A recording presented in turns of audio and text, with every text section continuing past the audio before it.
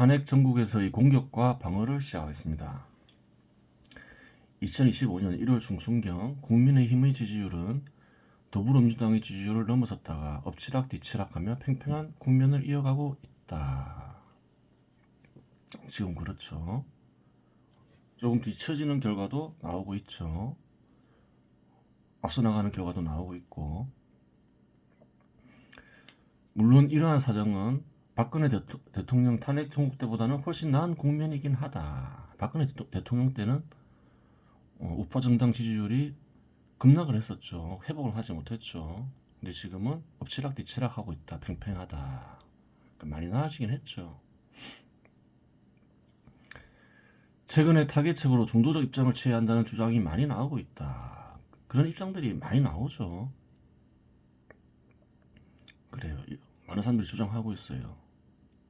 근데 그 중도적 입장의 구체적 내용이 무엇인가, 그걸 따져봐야 된다는 거예요. 무엇이 중도적 입장인가.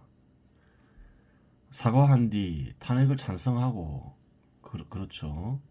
대통령과 절연한 뒤 탄핵을 찬성한 이들을 중용하자는 뜻으로 보인다. 국민의힘에게 탄핵을 찬성하라. 그리고 대통령과 절연하라. 그게 중도적 입장이죠. 그래야지 탄핵된 뒤에 대선을 치를 수 있다. 뭐 그런 말이죠.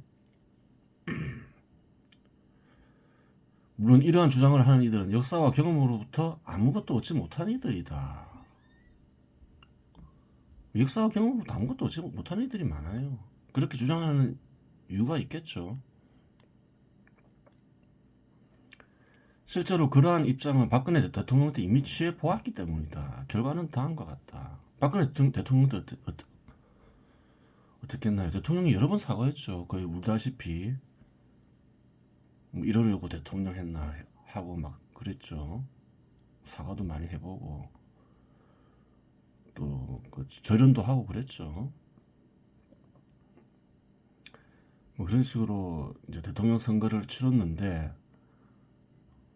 결과는 어땠나요?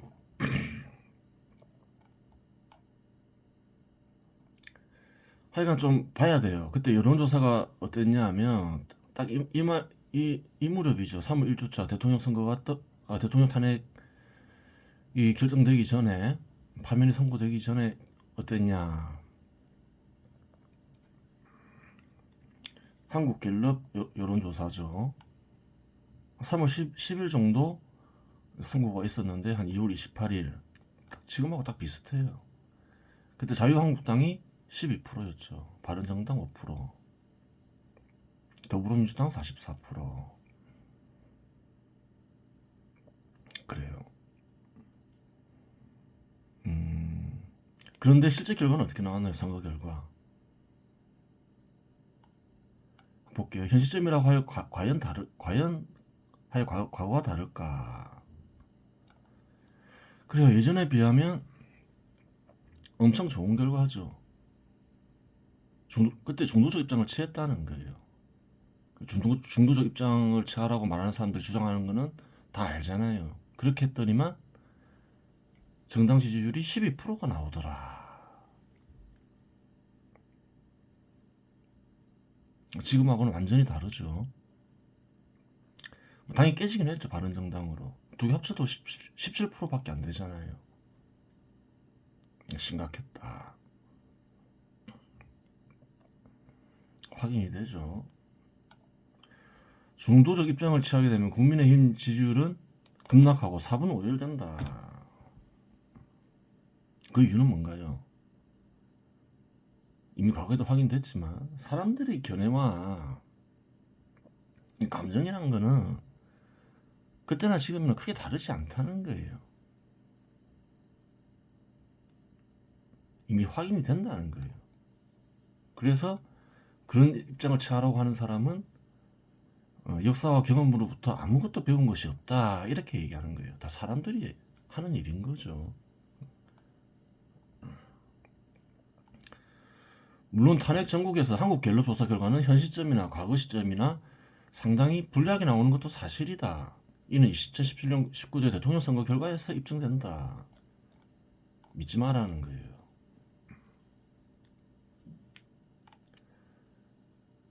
이 지지율을 비교해 보라는 거예요. 자유한국당 12%. 근데 실제로 이제 결과를 까보니까 24%가 나오더라. 자유한국당에서. 너무 차이가 많이 나죠. 배로 차이가 나죠. 이런 시국에서는 이런 시국에서 좌파 성향을 가진 이들이 본색을 드러낸다는 거예요. 조심해야 돼요. 좀 의심스러운 거죠. 가능성이 상당히 큰 거예요. 한창 1월 중순에 국민의힘 지지율이 더불어민주당을 앞서 나가기 시작할 때도 어땠나요? 한국갤럽에서는 국민의힘이 더 작게 나온 걸로 나와 있죠. 그래요. 조심해야 돼요. 본색을 드러낸다는 거예요.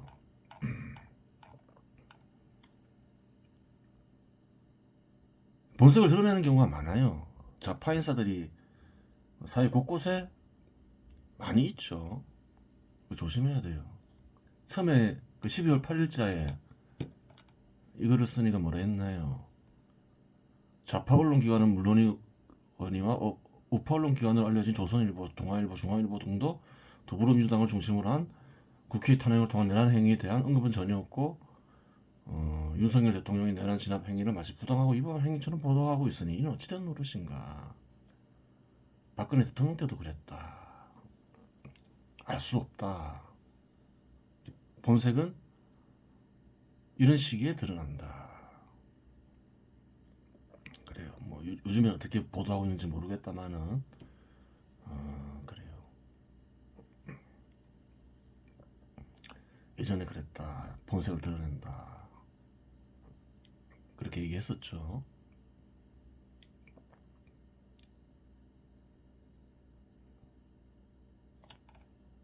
(12월 8일) 이전에 이런 말이 없었다면 이제 이런 말을 하는 이 글을 쓰니까 최초일 수 있겠죠. 그 전에 나오지 않았다면.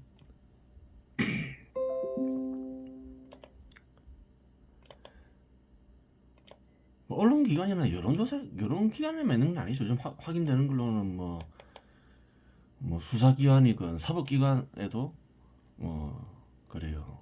좌익분자들이 포진되어 있음을 확인할 수가 있는 거죠.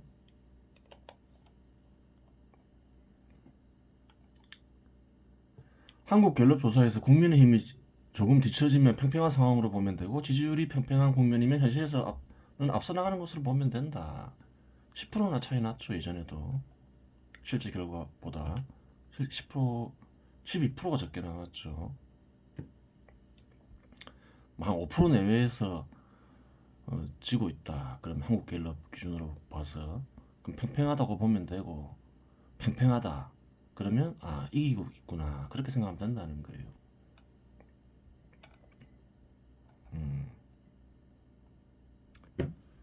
중도적 입장은 치할 입장이 못 된다. 이미 다 확인이 된다.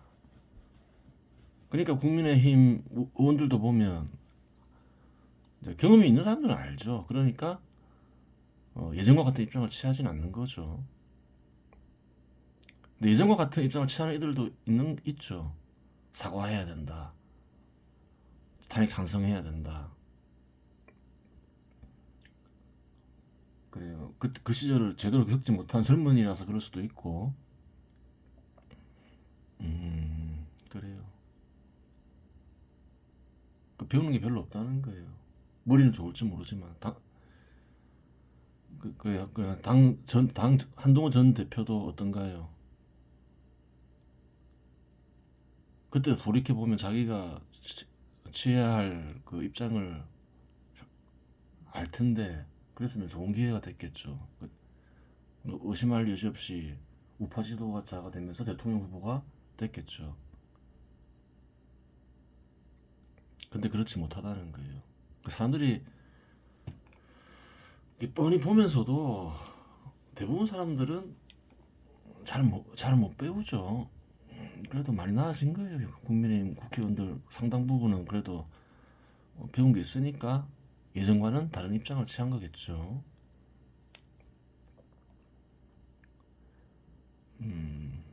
그러면 참된 타개책은 무엇인가 생각해 봐야 된다는 거예요.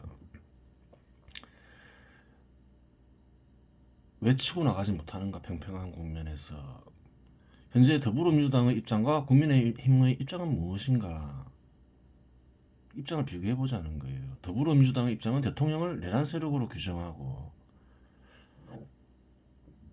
대통령과 또 대통령 지지자들 가리키겠죠. 대통령 지지 세력을 내란 옹호 세력으로 몰아 말살시키자는 것이 더불어민주당의 입장이다. 그렇죠. 지지하는 이들 막 구구파라 하고, 뭐 내란 옹호 세력이다 하고 막 그렇게 하면서 어떻게든 말살시키려 하죠. 국민의힘의 입장은 무엇인가? 비상계엄 선포는 잘못되었지만 탄핵은 반대한다는 것이 국민의힘 입장이다. 그래요. 탄핵은 잘못되었다 이렇게 얘기하죠. 그래요. 하지만 계엄 선포는 잘못되었다 얘기하죠. 하지만 탄핵은 반대한다 이렇게 얘기하죠. 예전보다 나아졌죠. 물론 이제 또 보겠습니다. 탄핵이 반대한다고 선포함으로써 방어에는 성공했다. 그래요. 대부분 국회의원들이 탄핵에 반대한다고 선포함으로써 방어에는 성공하면서 이제 지지율이 팽팽한 국면으로 왔다는 거예요. 그러면 중도적 입장을 갈 것이냐? 중도적 입장 가면 큰일 나죠. 결과가 나와 있는 거죠. 그건 아니라는 거예요. 이미 한번 해봤다는 거예요. 바보가 아닌 이상 할 이유는 없겠죠. 방어에 성공했으면 공격해야 하지 않겠는가. 그래요. 지금 할 수 있는 것은 이거밖에 없다. 공격해야 된다. 옛날같이 가면 큰일 난다. 상대방은 계속 패주기로 덤벼드는데 그만 싸웁시다 하고 방어만 해보았자 무엇하겠는가. 그렇죠. 기회가 생겼을 때 같이 패야지. 지금 기회가 생겼잖아요. 이제 대등하게 한번 붙어볼 수가 있잖아요. 이전엔 그렇지 못해서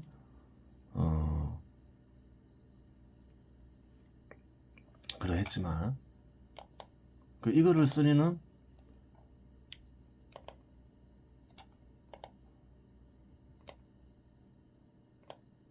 예전에 그 얘기를 했어요. 안 한 게 아니라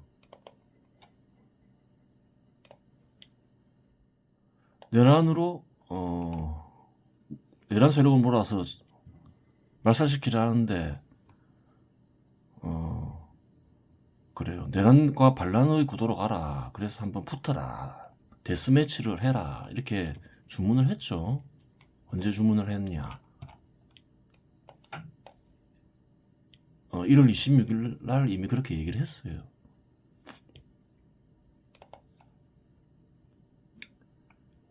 그래요. 기회가 생겼을 때 같이 패야지. 얻어 터지고만 있냐? 방어만 하냐? 답 안 나오게. 상대방이 그래 뭐 그만 싸웁시다 하면 상관이 없는 거죠. 탄핵 소추를 철회하고. 근데 계속 패 죽이려고 하잖아요. 그러면 그렇게 해서는 안 된다. 물론 방어를 해보았는데 결과가 굉장히 좋다. 그러면 방어만 하고 있을 수도 있죠. 축구 경기로 하면 한 골 넣고 방어만 해서 이기는 방법도 있을 수 있어요.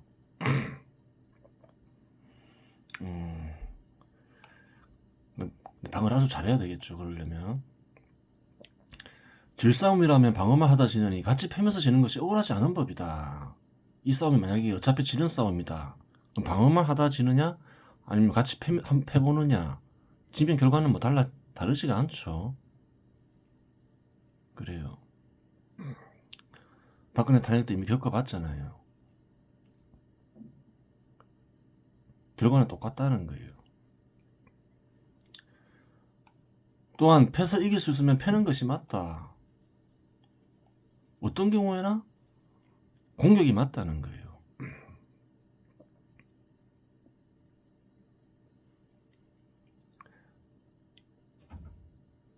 패면서 지는 거나 방어하면서 지는 거나 결과는 똑같다. 근데 패면 이길 수 있다. 그럼 패는 게 맞다는 거죠. 대통령 지지자들은 계몽령이라고 말하며 비상계엄은 정당하다고 말하는데 이는 그 국민의힘보다 앞서 나간 주장이다. 이건 뭔가요? 계몽령이라고 말하는 것은 대통령의 계엄은 정당하다. 공격적인 입장이죠. 약다소. 아주 센 공격은 아니지만. 그러면 어떤 입장이 공격적인 입장일까 생각해 보아야 한다.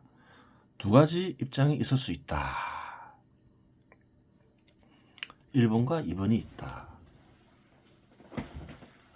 비상계엄을 선포한 일은 더불어민주당을 중심으로 한 국회의 정부 기능을 마비시키는 행위를 중단시키기 위한 행위로 정당하다. 더불어민주당이 국회의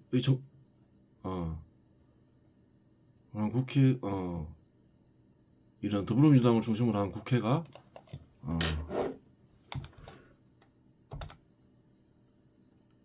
국회의 정부 기능을 마비시키는 행위를 중단시키기 위한 행위로 정당하다. 따라서 탄핵을 반대해야 한다. 그래요. 대통령이 국회의 정부 기능을 마비시키는 행위를 저지해야 될 거 아니에요. 중단시켜야 될 거 아니에요. 틀린 말이 아니죠.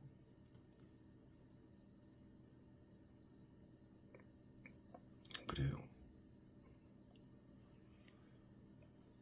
공격적인 자세죠. 잘못됐다 이렇게 얘기하는 게 아니죠. 지금 지지자들은 계몽령이다. 그래요. 중단하라. 정부 기능을 마비시키는 행위를 중단하라. 경고다. 깨우치기 위해서 비상계엄을 선포했다. 이렇게 얘기하고 있는 거죠. 두 번째 입장은 또 있다는 거예요. 더불어민주당을 중심으로 한 국회 정부 기능을 마비시키는 행위는 반란이니 대통령의 계엄 선포는 반란 평정의 일환일 따릅니다. 따라서 탄핵을 반대한다. 국회 정부의 기능을 마비시키는 행위는 무엇이냐? 이제 그걸 이제 규정을 하는 거죠. 반란이다. 따라서 대통령의 계엄 선포는 반란 평정의 일환이다. 일환일 따름이었다. 따라서 탄핵을 반대한다. 이러면 아주 공격적인 거죠. 내란이냐 반란이냐의 구도로 가는 거죠. 데스매치가 되는 거예요.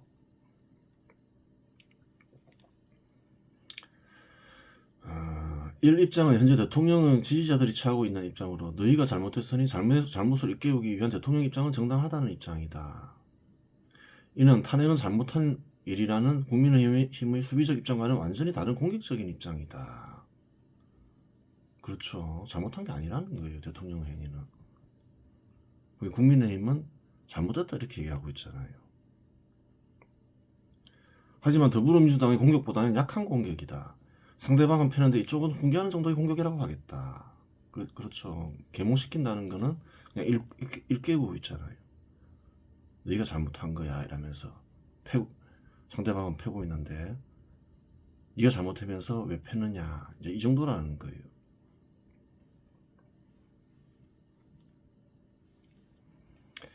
이 입장은 이 글을 쓴 이의 입장인데 물론 이 글을 쓴 이도 대통령 지지자 중에 한 명으로 우파 인사이다. 이 입장은 더불어민주당의 우파 인사를 패죽이려는 입장과 마찬가지로 좌파 인사들을 패죽이자는 입장이다. 그렇죠. 이쪽은 패죽이라고 하는데 우파 인사를 패죽이려 했는데 우파 인사는 훈계만 하려고 한다. 그렇게 해서는 안 된다. 이쪽도 같이 패자 이제 이런 입장이죠. 일본만 주장해도 그래요. 한국에서는 뭐라고 주장하나요? 구우파라고 주장하죠. 그럼 이분을 주장하는 사람은 글쎄요. 아직까지는 잘 없는데 뭐 할 말도 별로 없을 것 같죠. 상황이 팽팽하니 그렇게 하지 못할 이유 같은 것은 없다. 지지율이 팽팽하다는 거예요.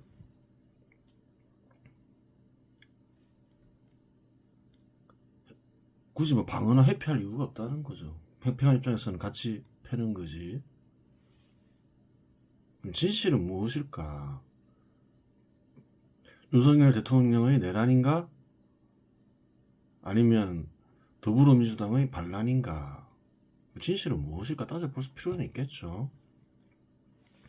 물론 진실은 더불어민주당의 반란이면 공격은 더불어민주당에서 시작했다. 흔히 군대를 동원하면 그게 굉장히 공격적인 수단으로 볼 수 있잖아요. 근데 그게 아니다. 그게 무슨 소리냐 이렇게 생각할 수 있겠죠. 정부의 기능을 마비시키고 국가 원수의 지위를 찬탈하는 행위가 반란이다. 그 수단이 군사력이건 국회의 권한이건 그러한 것은 중요하지 않다. 반란이 무엇인지를 생각해보면 안다는 거예요. 반란은 뭔가요? 특히 군사 반란이 대표적인 반란의 형태인데 정부의 기능을 마비시키잖아요. 전국에는 대통령의 권력을 국가 원수의 권력을 찬탈하죠. 우선은 정부의 기능을 마비시킨다는 거예요. 정부의 기능을 마비시키는 행위는 결국은 뭔가요? 반란이라는 거예요. 헌법의 취지에 맞지 않게 20차례가 넘는 탄핵 남발은 분명히 정부의 기능을 마비시키는 일로 반란임은 분명하다. 반란을 일으키면 국가 원수인 대통령은 당연히 체포하고 저항하면 사살하라고 명령해야 한다. 당연하죠. 20차례가 넘는 탄핵 남발은 정부 기능을 마비시키잖아요. 탄핵 당한 사람들은 다 정부 기관으로 볼 수 있잖아요. 국회의원과 마찬가지로.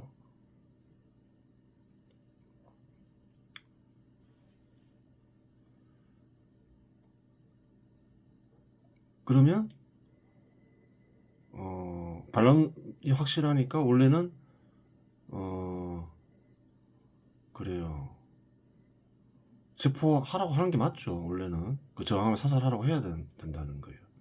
그런데 윤석열 대통령은 반란으로 인식하지 못하여 경고 차원에서 계엄을 선포한 것으로 보인다. 이렇게 얘기하는 이유가 있겠죠.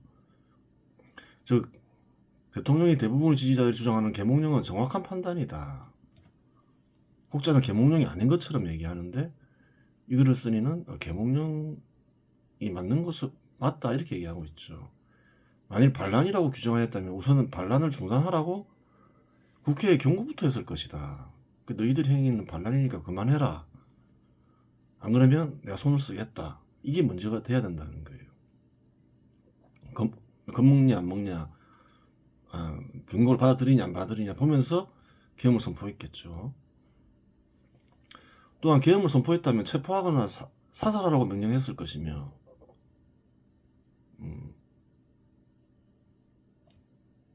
반란을 했을 경우, 반란이라고 판단했을 경우, 그렇죠. 그것이 여의치 않으면 전투기로 폭격하라고 했을 것이다. 그렇게 해서 반란 평정해야 될 거 아니에요. 반란으로 인식했으면. 또한 군대를 분산하여 중앙선거관리위원회 군대를 파견하여 조사할 필요가 없지 않은가. 그러한 일은 반란을 평정한 뒤 얼마든지 할 수 있기 때문이다. 이상하다는 거예요. 국회에 반란을 평정해야 되겠다. 이러면 중앙선거관리위원회에 군대를 파견할 이유가 없죠. 반란부터 평정해야 되니까. 그럼 여러 가지 이제 어떤 생각을 해볼 수 있잖아요. 왜 이랬을까? 중앙선거관리위원회에 군대를 파견해서 충분히 조사할 동안 저지하려 했을까? 뭐 이런 생각을 해볼 수도 있겠죠. 아니, 물론 다른 생각도 해볼 수는 있어요. 다른 생각이라는 거는 이제 부정선거 결과가 나오면 체포할 수도 있는 거겠죠. 하여간 어떠한 경우이건 간에 반란임을 인식하지는 못한 것이죠. 국회의원이나 국회라고 하여 반란에서 자유로울 수 있는가?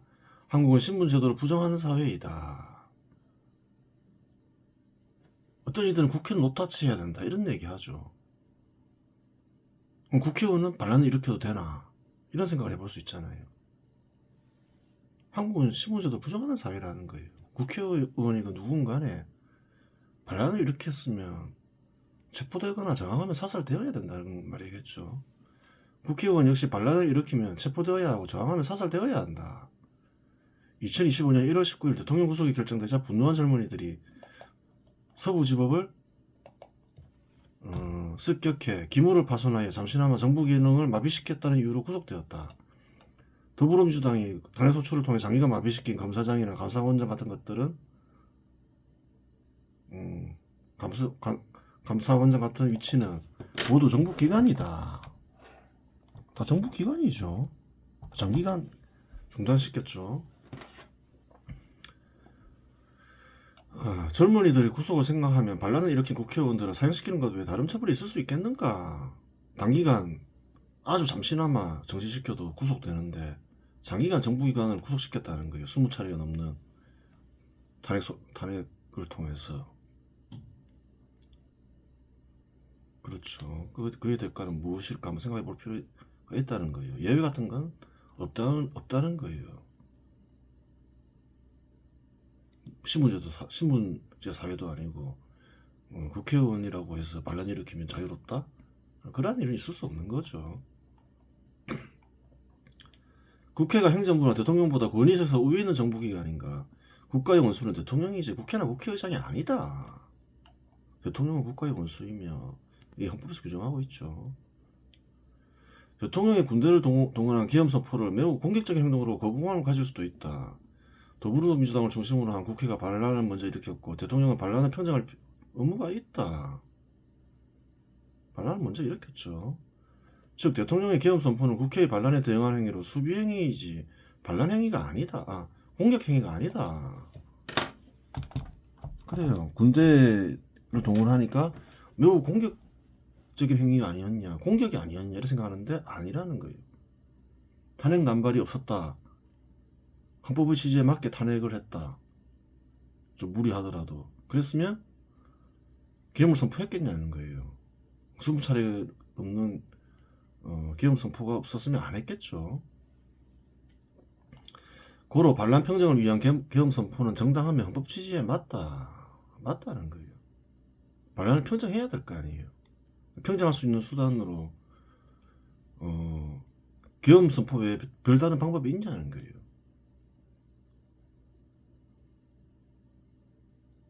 뭐 유언정당 뭐 그런 것도 있지만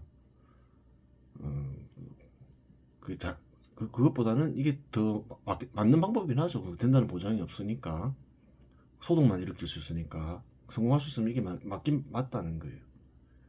정당하다는 거예요. 반면에 사적 목적 외에 아무것도 발견되지 않는 탄핵 남발은 헌법 취지에 안 맞다. 명백한 반란이라는 거예요. 헌법 취지에 맞지도 않게 탄핵 남발은 분명히 정부 기능을 마비시키고 헌법 취지에 맞지도 않고 반란 행위가 맞다는 거예요. 군사력을 동원해서 정부 기능을 마비시키냐, 입법 권한을 동원해서 정부 기능을 마비시키냐, 그러한 것은 그렇게 중요하지 않다는 거예요. 그렇죠.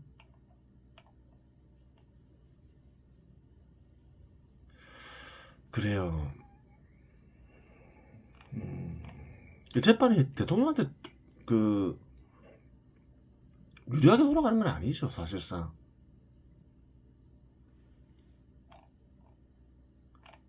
정상적인 절차라면 어떻게 해야 되나요? 탄핵 남발이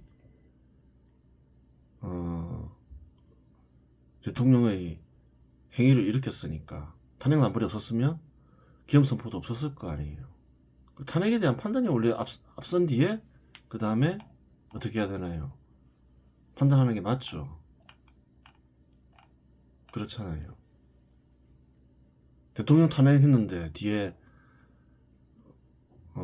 탄핵 심판을 했는데 다른 이들이 모두 탄핵이 잘못된 것으로 나오면 결과가 웃기는 결과가 돼버리잖아요. 정상적으로 하면 누구 유불리를 따지기 전에 탄핵에 대한 심사부터 하는 게 맞잖아요. 그래야지 판단을 할 수가 있잖아요. 그래서 재판이 대통령한테 불리하게 돌아가고 있다. 이글스니는 그렇게 얘기하고 있는 거죠. 이번 시간 여기서 마치겠습니다.